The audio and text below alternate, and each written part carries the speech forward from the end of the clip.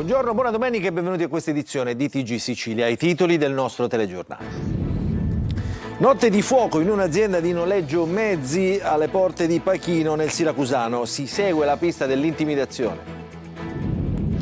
Iniziative, cortei, flash mob in tutta la Sicilia in occasione della giornata della donna. A Palermo manifestazione nel quartiere popolare dello Sperone. A Catania le Amazzoni in piazza Università. Allerta frana per il MUOS di Niscemi. I movimenti del terreno potrebbero incidere sull'assetto delle parabole dei radar americani attualmente centrali negli scenari della guerra in Medio Oriente. Sarà messo in sicurezza il campanile della chiesa di Ragalna danneggiato dalla scossa di terremoto di mercoledì scorso. Scongiurato al momento l'abbattimento e questo l'esito dell'ultima riunione tecnica in municipio. A Messina restaurata un'antica baracca di legno costruita dopo il terremoto del 1908 che ha resistito per oltre 100 anni e che adesso sarà la memoria storica di quel periodo. Ad Agrigento prima sfilata dei gruppi folk internazionali che ha dato il via alla 78esima edizione della festa del mandorlo in fiore. Calcio in Serie B, oggi Palermo in campo contro la Carrarese per accorciare le distanze verso la promozione diretta. In Serie C impegni casalinghi per Trapani e Siracusa, il Catania attende la Casertana nel posticipo di domani.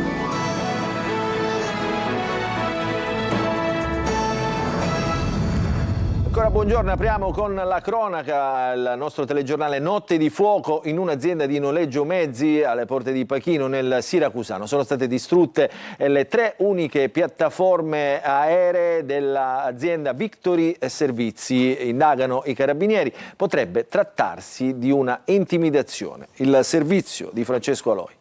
Si vedono i sacrifici fatti negli anni da mio marito e del suo socio Michael e quindi certo fa male, anche l'odore acre che in questo momento si respira è brutto, proprio è brutta, una sensazione bruttissima. Sono le 22 quando qui partono le prime fiamme.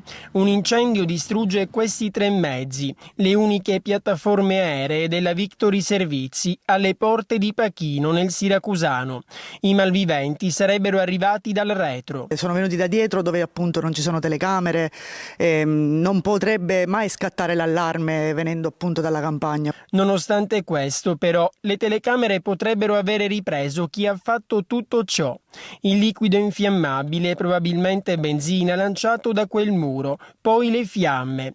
I carabinieri adesso sono al lavoro. L'intimidazione sembra la pista più accreditata. Fino a stamattina non abbiamo avuto richieste di, come si suol dire, il famoso pizzo, racket e quant'altro. Ma non è da escludere che possa esserci un legame con l'attività politica della signora, moglie di uno dei 2 soci, che è consigliera comunale a Pachino. E un mese fa l'associazione Hauser di Monreale nel Palermitano era stata derubata di attrezzature tecniche necessarie per le proprie attività sociali. Oggi i carabinieri hanno individuato i responsabili accusati di ricettazione. Nel bottino c'erano dotazioni per eventi e feste come casse acustiche, mixer e microfoni. State vedendo la foto del recupero dell'attrezzatura.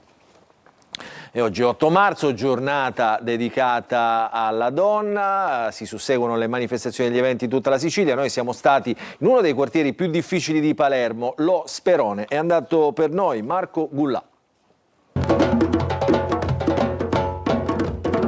La musica che accompagna questo 8 marzo in uno dei quartieri popolari di Palermo. Siamo allo Sperone, per il 2° anno consecutivo è andata in scena la camminata dei diritti, una passeggiata tra le vie di un quartiere dove molte donne sono private appunto dei loro diritti, dove hanno anche paura di denunciare se qualcosa non va. E poi la mancanza di servizi essenziali. Mancano gli asili nido, per esempio, importantissimi non solo per le donne, per i bambini e le bambine, ma per la famiglia, e spesso è costretta a rinunciare a lavorare, e quindi sappiamo benissimo che senza autonomia anche economica diventa difficile la libertà, l'indipendenza, anche lasciare situazioni di violenza all'interno della famiglia. Molte donne che attraverso un lavoro silenzioso portano avanti delle battaglie proprio in questo quartiere e magari che incitano i figli ad emanciparsi, a uscire fuori da questi schemi. Chi sono le donne dello Sperone? donne toste, donne belle, donne che hanno voglia di cambiamento, donne che hanno forza, che sono state a volte martoriate un po' dalla vita, da certe situazioni, ma che vogliono un riscatto e vogliono un futuro diverso per i loro figli, per la comunità. Ma in questo 8 marzo c'è anche chi viene privato dei diritti basilari, come quello di passeggiare liberamente per le vie cittadine. Diciamo che Palermo è una delle città più inaccessibili che io conosca e che ribadisco continuamente ad ogni occasione che il diritto al movimento, alla mobilità è uno dei principi fondamentali della persona umana, quindi si figuri per una persona che ha delle problematiche motorie.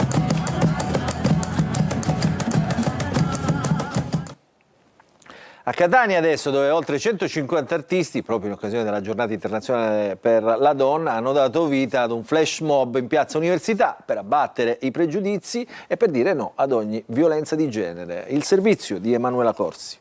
Qual è il messaggio di questa esibizione? Beh, sicuramente è un'unione, una forza che si può produrre, si può sprigionare solo stando insieme. L'arte è il miglior mezzo che abbiamo, almeno l'arte è il mezzo che noi possediamo per poter condividere questo messaggio con altre donne, ma con tutta la cittadinanza. Piazza Università diventa un palcoscenico a cielo aperto per lanciare un potente messaggio contro la violenza sulle donne. Oltre 150 artisti in occasione della Giornata Internazionale della Donna hanno dato vita ad un flash mob sulle note della partenza, brano tratto dal musical La città delle Amazzoni con le musiche inedite di Franco Lazzaro e Hiram. Un inno al coraggio e alla forza femminile per abbattere i pregiudizi e gridare un no collettivo ad ogni violenza. È stato veramente forte, bellissimo per la festa della donna poter esprimere tutta la nostra energia e tutta anche la nostra solidarietà nei confronti di donne che attraversano dei momenti difficili e particolari. Ad esibirsi, oltre al cast della città delle Amazzoni, ballerini di diverse scuole di danza e studenti del liceo coreutico Angelo Musco di Catania. Presente anche la Polizia di Stato con uno stand informativo finalizzato a spiegare ai cittadini il lavoro di prevenzione che viene quotidianamente effettuato per contrastare i fenomeni di violenza nei confronti delle donne.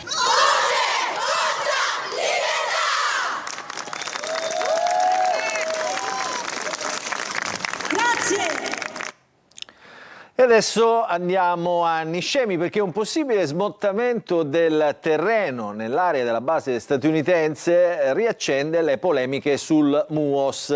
Gli attivisti parlano di movimenti franosi che potrebbero incidere sull'assetto delle parabole fondamentali in questo periodo di guerra. Il servizio di GR Italia. Mentre Niscemi si prova lentamente a tornare alla normalità dopo la frana del 26 gennaio, un nuovo allarme arriva dalla Sughereta che ospita il MUOS, la base militare americana. Alcuni attivisti no MUOS hanno documentato quello che definiscono un movimento franoso sulla scarpata che sostiene l'impianto satellitare all'interno della base di Niscemi. Le immagini diffuse dal coordinamento regionale mostrano uno smottamento sul versante che affaccia sul cancello 3 della base, raggiungibile dal sentiero principale della riserva. Gli attivisti chiedono verifiche tecniche immediate sulla stabilità dell'area, un tema che negli anni è stato al centro di numerose preoccupazioni legate alla presenza delle infrastrutture militari nel cuore della Sughereta. Secondo i no MUOS, eventuali movimenti del terreno potrebbero incidere sull'assetto delle grandi parabole del sistema satellitare. Anche piccole variazioni di inclinazione o puntamento, spiegano, potrebbero orientare le antenne verso aree abitate o verso l'ecosistema della riserva, anziché verso i satelliti. Una questione che torna di stretta attualità anche per il ruolo strategico della base. Il MUOS di Niscemi è infatti uno dei 4 nodi terrestri globali del sistema di telecomunicazioni della Marina statunitense e collega in tempo reale navi, droni, sottomarini e aerei militari impegnati nelle operazioni nel Mediterraneo e Medio Oriente. Proprio in questi giorni, con l'escalation della guerra con l'Iran, il sistema di comunicazioni militari e di intelligence assume dunque un ruolo cruciale per il coordinamento delle operazioni statunitensi. Al momento non ci sono conferme ufficiali su eventuali criticità nell'area della base, ma la segnalazione degli attivisti riporta al centro del dibattito una struttura che da anni divide il territorio tra sicurezza militare, tutela dell'ambiente e diritto alla salute. Il dissesto idrogeologico colpisce praticamente tutta la Sicilia, in questo caso ci occupiamo dell'erosione costiera che continua a minacciare la spiaggia di San Leone nell'Agrigentino. Il servizio di Davide Sardo.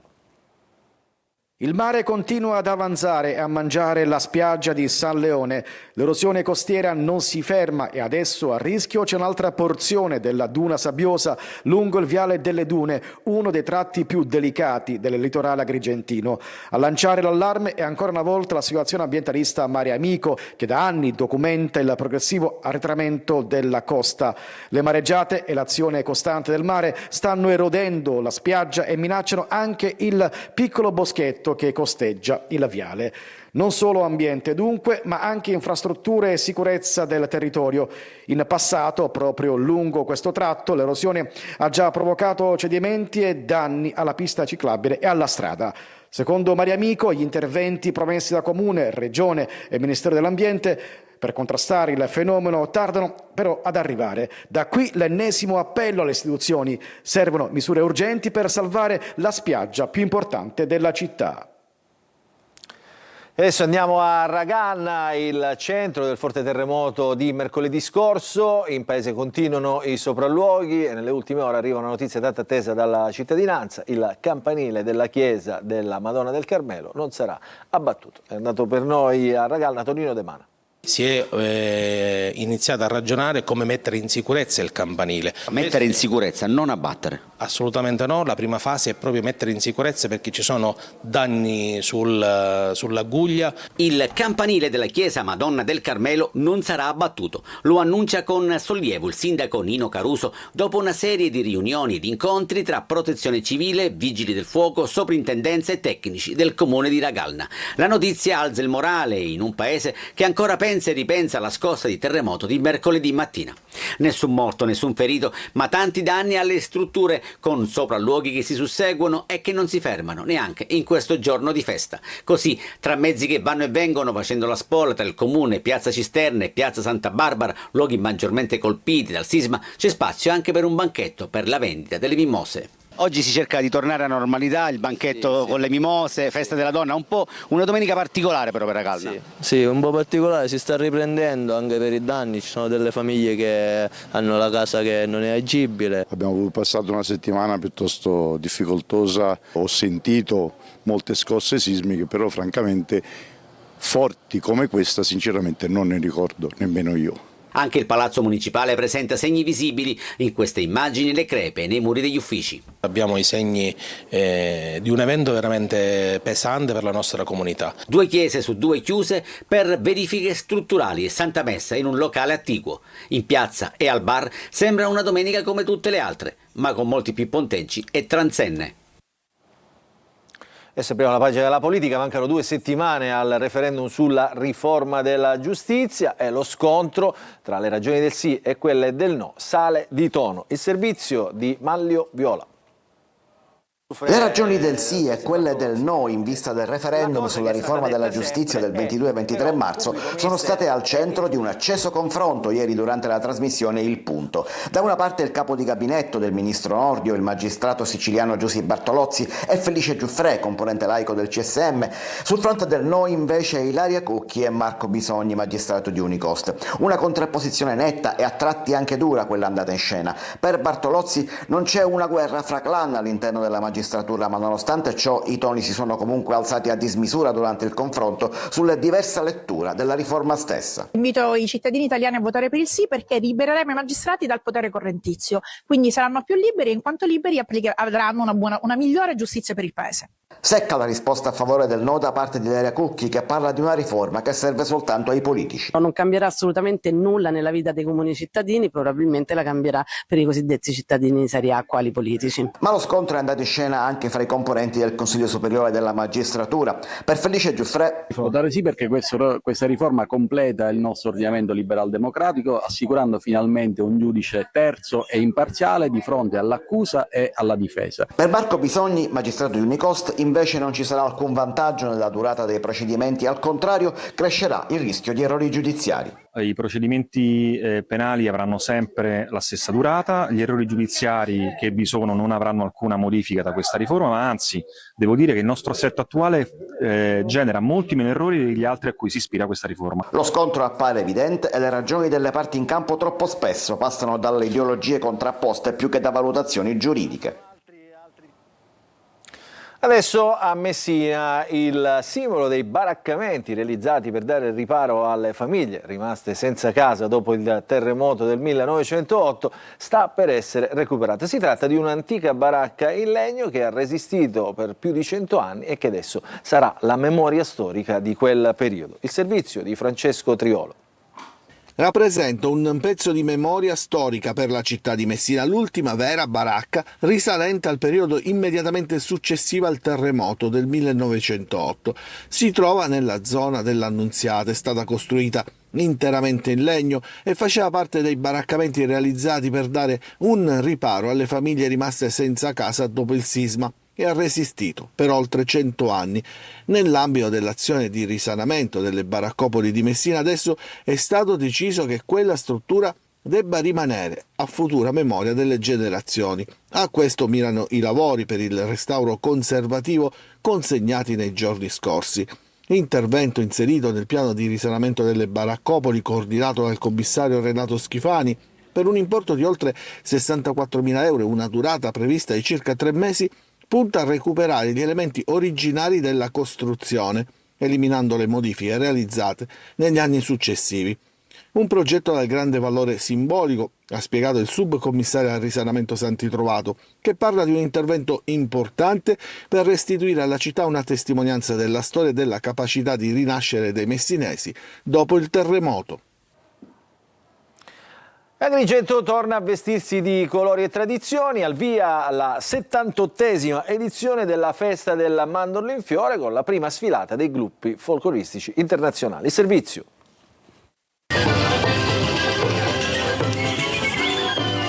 Agrigento si riempie di colori, suoni e tradizioni. Ha preso ufficialmente il via la 78esima edizione della Festa del Mandorlo in Fiore, simbolo di incontro tra i popoli.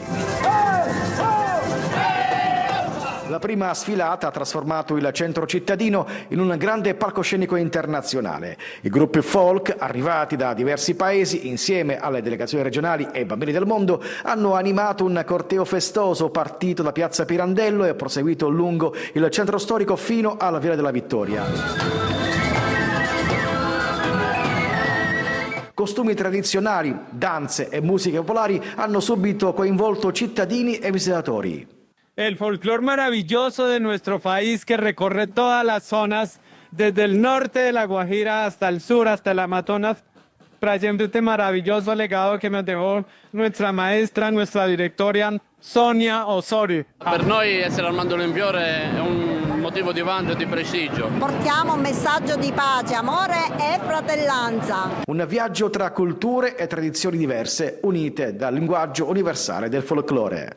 Già è iniziata ieri, non si era mai visto il primo sabato una città così piena di turisti, di curiosi e soprattutto di agrigentini. E questo è il nostro scopo, ridare alla città un attimo di serenità, un attimo di gioia. Il Mandorlo in Fiore si conferma così un grande messaggio di amicizia e condivisione tra i popoli nel segno della cultura e della pace. Adesso andiamo da Cireale, gli zar della Casa Bianca. Questo è il titolo del libro del giornalista e saggista Antonio Di Bella, presentato proprio da Cireale all'interno della rassegna Il Mese della Cultura 2026. Servizio di Orazio Longo. Bisogna non fare l'errore che spesso facciamo, anch'io, pensare che l'America è un posto meraviglioso, poi è arrivato un pazzo che è Trump. In realtà Trump ripercorre degli errori fatti più volte da altri presidenti del passato. Antonio Di Bella racconta Gli zar della Casa Bianca, il libro che ricostruisce lucidamente le figure chiave che operano dietro le quinte della presidenza americana. È una inesausta battaglia tra democrazia e autarchia, dice. L'Italia è una posizione delicata perché storicamente è l'alleata più fedele agli Stati Uniti. La mia speranza è che trovi nella sua storia e nella sua posizione geopolitica l'essenza della sua scelta. Da sempre, dai tempi di Moro, l'Italia è riuscita a essere fedele e leale agli Atlantici, ma al tempo stesso anche vicina al Medio Oriente. È la nostra posizione che ce lo impone e dobbiamo continuare così. Ospite ad Cireale per la rassegna Il Mese della Cultura 2026, promossa dall'assessorato alla cultura, al centro Pinella Musmeci della Villa Belvedere, il giornalista e saggista, ha dialogato con Paolo Valentino, editorialista del Corriere della Sera. Tra i temi affrontati anche la crisi in Medio Oriente. Abbiamo visto che l'amministrazione americana ha cambiato continuamente la narrazione, nel senso di ha spiegato sempre in modi diversi il perché è intervenuta, ma non c'è un'idea per il dopo, e questo lascia, credo che sia una situazione altamente esplosiva e altamente pericolosa. Adesso ci fermiamo per una piccola pausa, al rientro un'ampia pagina di sport.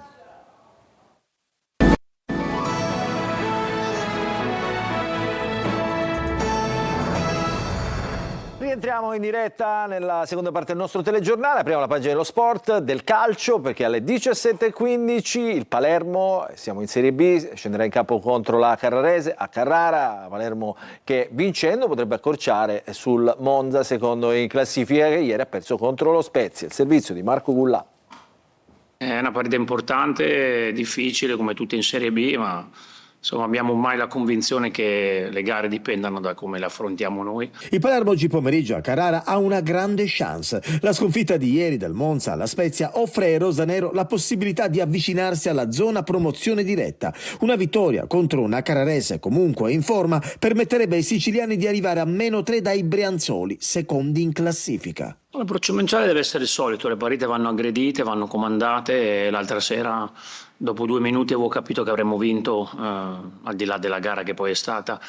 Per cui dobbiamo partire forte, per fortuna finalmente avremo un po' di tifosi nostri al seguito, e questo per noi può essere molto importante. Il Palermo in trasferta non sempre ha brillato, deve fare qualcosa in più a partire dal match di oggi delle 17:15. Non ci saranno Pierozzi e Blen squalificati. Sulla destra a centrocampo dovrebbe toccare a Gyasi. Gomez potrebbe giocare al posto di Segre. Ranocchia confermato come faro della squadra. In avanti Ledu Aron, Palumbo e ovviamente Poyampalo. Siamo ripartiti subito, secondo me, con una grande partita, per cui cerchiamo di tornare a fare quello che abbiamo abituato a fare in queste ultime 15-16 partite.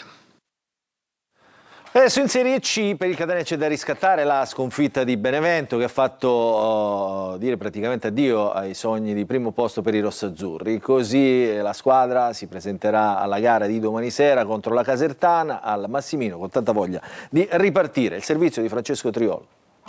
Trapani in campo oggi al Provinciale con il Crotone in quella che potrebbe essere l'ultima gara stagionale. Domani è in programma l'udienza del Tribunale Federale Nazionale con all'ordine del giorno la possibile esclusione dal campionato, un rischio concreto che pesa come un macigno su un club che sembra avere staccato la spina con 6 sconfitte nelle ultime 7 giornate. Senza lo squalificato Gallo, Crotone in ripresa con 7 punti in 3 partite e all'inseguimento del terzo posto. Anche il futuro del Siracusa passerà da un'aula di tribunale con una nuova penalizzazione, forse 6 punti, destinata ad incidere sulla classifica degli azzurri. Oggi contro il Giuliano è spareggio salvezza. Campani in salute con 2 sconfitte in 6 incontri. Il Siracusa punta ad un solo risultato. Noi da soli in questo momento facciamo il massimo, ma non abbiamo la forza per ottenere grandissimi risultati se non con la spinta del nostro magnifico pubblico e di tutti voi. Niente calcoli, niente classifica, niente studio, noi vogliamo solo vincere. 24 convocati, assenti Zanini, Pannitteri e Falla. E questo è il servizio su Siracusa e Trapani. Adesso vediamo il servizio del Catania che vuole ripartire dopo la sconfitta di Benevento. Quello che poteva essere, quello che non è stato, quello che sarà. La sconfitta con il Benevento ha lasciato strascichi da cancellare immediatamente, perché l'addio nella sostanza al primo posto e ai sogni di promozione diretta non è certo senza conseguenze sul piano psicologico e dell'entusiasmo dell'ambiente, ma c'è per il Catania adesso da trovare nuovi obiettivi, come quello del secondo posto che in chiave playoff può diventare un punto di partenza importante. Domani sera al Massimino contro la Casertana occorre scrollarsi di dosso ciò che è stato nella partita col Benevento, e non sarà certo facile, perché contro c'è un'avversaria che, è vero, ha perso le ultime 4 gare in trasferta, ma è reduce dal successo con la Salernitana e può ancora agganciare il terzo posto in classifica. Toscano deve fare i conti anche con le assenze, mancherà Quaini squalificato, mentre Di Noi è uscito con qualche acciacco dal campo a Benevento e da monitorare. È in fase di recupero invece ormai Di Tacchio e toccherà a Toscano decidere se impiegarlo per 90 minuti. Il nodo principale è legato all'attacco, dove Lunetta potrebbe essere il falso 9, ma neanche tanto visto il feeling con il gol, e visto che per un motivo o un altro il tecnico potrebbe dover rinunciare a tutti i suoi attaccanti di ruolo. Un Mimmo Toscano che ha presentato così la partita con la Casertana. Io vivo per il primo posto, sarà la mia storia, e voglio aggredirlo quella posizione. Sono tanti punti, vedremo. Questo era Toscano. In chiusura vi do una notizia: la nuova stagione della Rarinantes Ionica, stiamo parlando di pallanuoto, prende il via ufficialmente. La squadra è stata presentata al City Sports Club di Catania, darà il via al percorso e accompagnerà le atlete nella stagione di pallanuoto femminile 2026. L'obiettivo è quello di consolidarsi nel panorama sportivo catanese e siciliano, puntando soprattutto sulla formazione e sulla crescita di nuove atlete. Alla guida della squadra anche quest'anno c'è Giusy Malato, volto noto della pallanuoto nazionale, ex campionessa olimpica e autentica icona della pallanuoto italiana. L'obiettivo, dice, è fare il salto di categoria, quindi passare dalla B alla A2, dice appunto Giusy Malato. Sono ragazze determinate con grande propensione al sacrificio, siamo una realtà piccola, sappiamo che non è facile, però stiamo lavorando tanto e speriamo un giorno di riuscirci. Adesso ci fermiamo. Il nostro telegiornale finisce qui, vi ringraziamo per averci seguito e vi ricordiamo che l'appuntamento con l'informazione su Antenna Sicilia è rinnovato per questa sera alle 20. Grazie e buon proseguimento di domenica a tutti.